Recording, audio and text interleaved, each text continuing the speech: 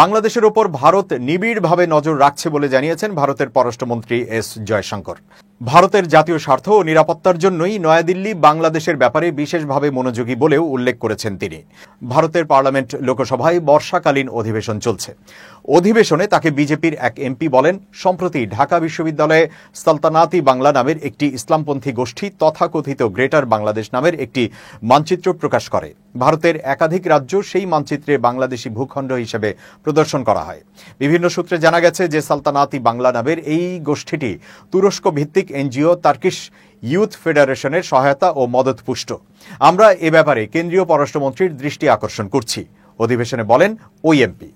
জবাবে জয়শঙ্কর বলেন, আমরা এই ইস্যুতে বাংলাদেশ সরকারের সঙ্গে যোগাযোগ করেছি। সরকারি ফ্যাক্ট চেকার বাংলা ফ্যাক্টের বরাত দিয়ে বাংলাদেশের সরকার আমাদের জানিয়েছে যে 2025 সালের 14 এপ্রিল পহেলা বৈশাখ উপলক্ষে ঢাকা বিশ্ববিদ্যালয় ক্যাম্পাসে একটি ইতিহাস সম্পর্কিত প্রদর্শনীর আয়োজন করা হয়েছিল। সেখানে মধ্যযুগের বাংলার একটি মানচিত্র প্রদর্শন করা হয়েছিল। ওই প্রদর্শনীর যারা আয়োজক ছিলেন তারা বাংলাদেশ সরকারকে বলেছেন যে কোনো বিদেশি সংস্থা বা গোষ্ঠীর সঙ্গে তাদের সম্পর্ক নেই। বাংলাদেশ সরকারের পক্ষ থেকে আরও বলা হয়েছে, সালতানাতি বাংলা নামের কোনো সংগঠন বা গোষ্ঠীর অস্তিত্ব বাংলাদেশে নেই।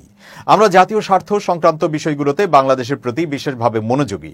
ভারতের অভ্যন্তরীণ নিরাপত্তা সংক্রান্ত বিভিন্ন ইস্যুতে বাংলাদেশের ওপর আমরা নিবিড় নজর রাখছি এবং অভ্যন্তরীণ নিরাপত্তাকে সর্বোচ্চ গুরুত্ব দিয়ে আমরা এগোচ্ছি, বলেন জয়শঙ্কর।